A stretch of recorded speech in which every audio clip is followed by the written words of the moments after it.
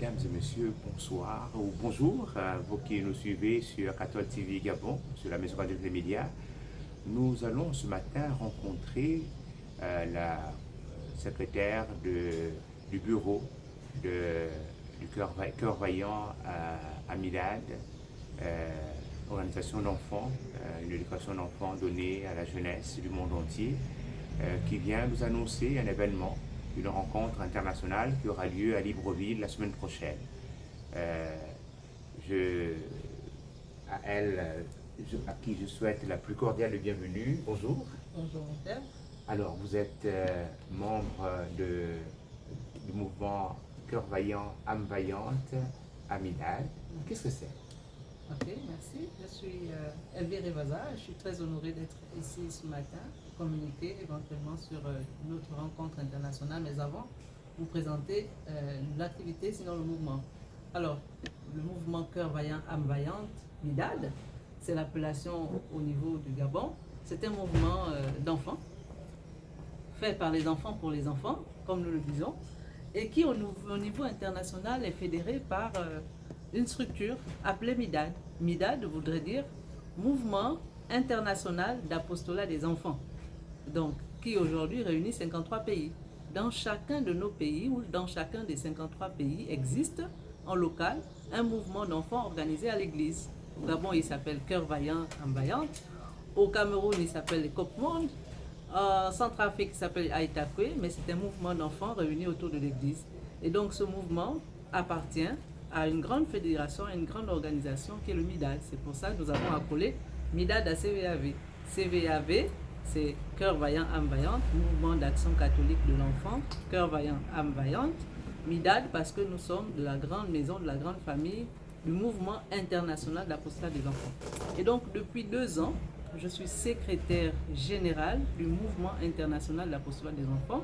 C'est un bureau international composé de plusieurs nationalités et qui, pendant son mandat qui est de 4 ans, doit pouvoir se rencontrer de manière virtuelle tous les mois, de manière physique une fois par an, pour parler justement de l'action des enfants dans les différents pays, mais aussi pour pouvoir évaluer notre plan d'action et projeter les activités futures. Donc c'est dans ce cadre que nous allons nous retrouver au Gabon, à Libreville, du 5 au 15 février 2024, en bureau international composé du bureau international, donc du président, de l'aumônier international, des 2 secrétaires généraux, des 2 vice-présidents, élargi au conseil d'administration et au collectif des aumôniers qui dirigent le mouvement dans le monde. Et donc cette rencontre, elle s'avère être très inédite, très spéciale, parce que c'est la première fois que se tient en Afrique et le Gabon a l'honneur d'accueillir cette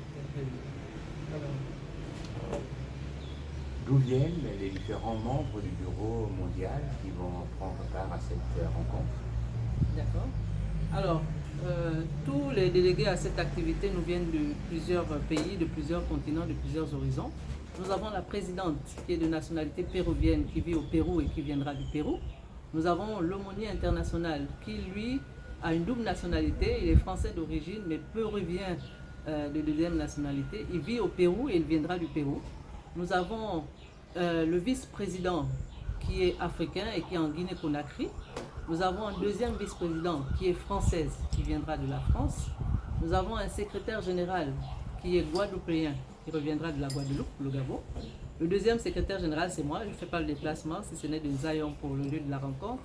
Et nous avons le conseil d'administration qui est composé des personnes qui vivent tous en France et qui viendront de la France. Donc voici résumé la délégation des 10 personnes qui vont effectuer le déplacement pour le compte de la rencontre internationale. Nous avons aussi un prêtre qui est aumônier au Togo et qui viendra du Togo. Voilà. Et où aura lieu à Libreville, précisément, cette rencontre? Alors cette rencontre se tiendra à la maison Liberman, ici à la gare routière. Donc cette congrégation a bien voulu nous ouvrir les portes et nous accepter parmi leur communauté pendant 10 jours, du 5 au 15 février 2024. Nous serons du côté de la maison Liberman, 6 à la gare routière. Il faut dire que cette congrégation, les Pères du Saint-Esprit, est la fondatrice de l'Église du Gabon, venue par Monseigneur Dessus en 1844. Donc elle n'a fait que son devoir, accueillir, comme elle a toujours accueilli, accompagné, pour que le Christ s'enracine dans le cœur des jeunes. Et un message à l'endroit de cœurs vaillants, âmes vaillantes, en lien avec cette organisation qui se met en place.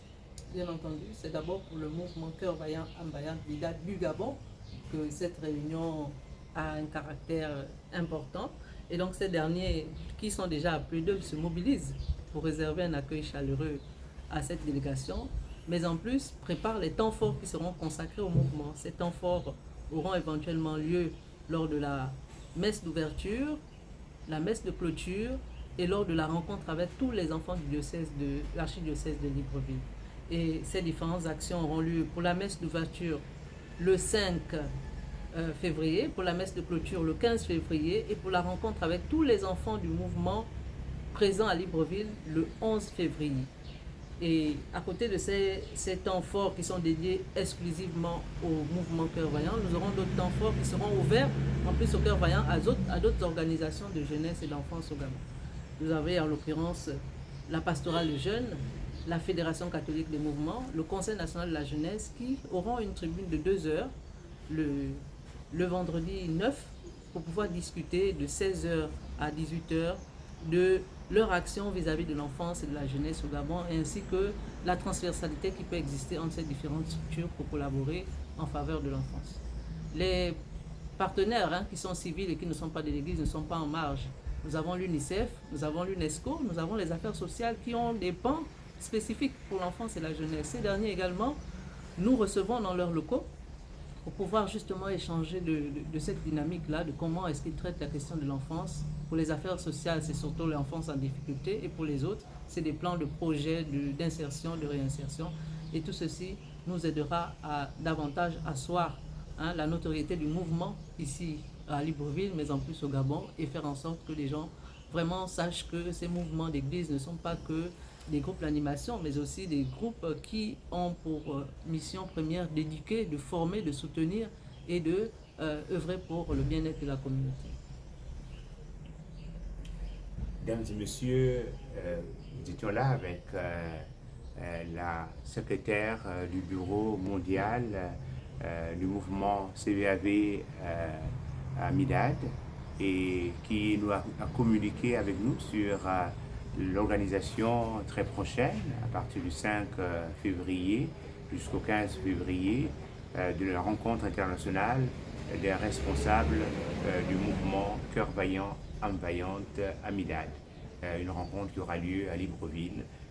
Et nous vous disons merci d'être passé pour porter cette communication. Pour l'ouverture d'esprit, pour les portes ouvertes toujours, et pour cette opportunité de pouvoir être entendu et vu de plusieurs d'entre nous. Nous savons que la majorité des cadres de ce pays ont commencé dans les mouvements d'action catholique. Si ce n'est le scoutisme, c'est le mouvement Cœur Vaillant, et c'est une occasion de ces derniers de se remémorer ces temps et de pouvoir justement apprécier. Sinon, nous assister, nous soutenir, nous venir en renfort pour pouvoir organiser cet événement et faire en sorte qu'il ait un impact positif. Merci beaucoup, monsieur.